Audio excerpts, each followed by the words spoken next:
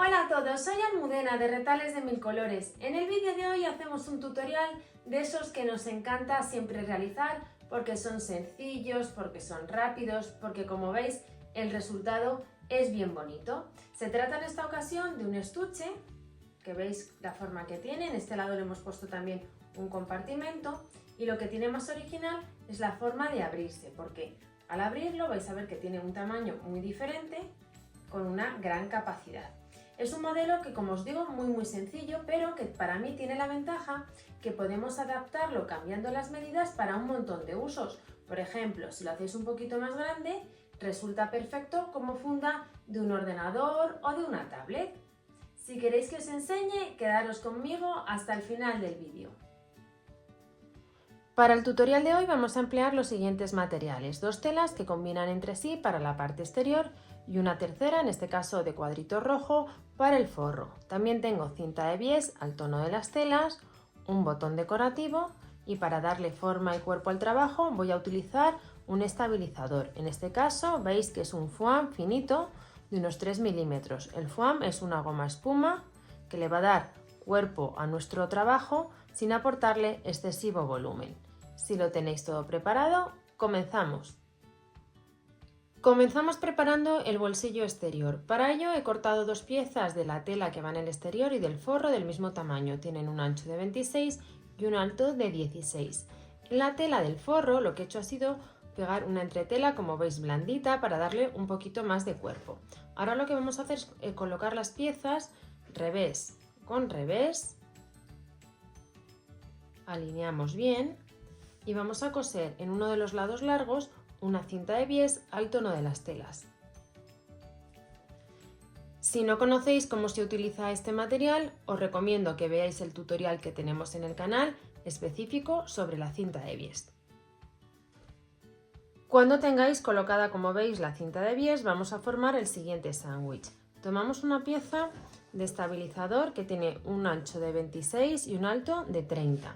Tomamos del mismo tamaño una de las piezas de la tela que va en el exterior, la alineamos perfectamente y colocamos a continuación la pieza del bolsillo con el derecho hacia nosotros. Como veis, tenemos que utilizar la pieza de tela más grande, que es diferente a la tela del bolsillo.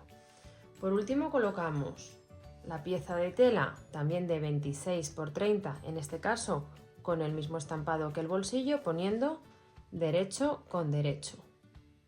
Alineamos bien los bordes y colocaremos para finalizar otra pieza de estabilizador del mismo tamaño encima de todas estas piezas. Vamos a sujetar todo con unas pinzas o clips para que no se mueva.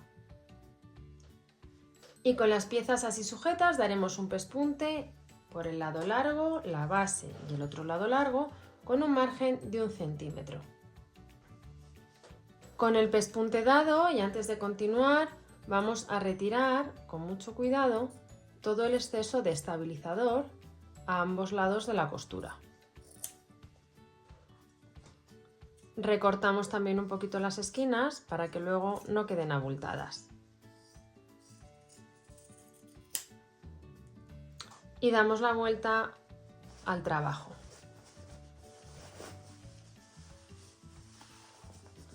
Sacamos bien las esquinas para que luego quede con una buena terminación.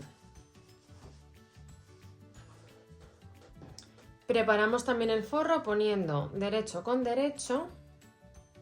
Son piezas del mismo tamaño, de 26 por 30, y vamos a dar costura en los lados de 30 y en el lado de 26. Vamos a darlas entera porque vamos a rematar luego la parte superior con una cinta de bies y no necesitamos darle la vuelta al trabajo. Con el pespunte dado también recortamos un poquito las esquinas. A continuación introducimos el forro dentro de la pieza principal. Nos vamos a las costuras y las hacemos coincidir. Luego ya el resto de la pieza se va a colocar prácticamente sola. Vamos a sujetar todo el contorno con unas pinzas.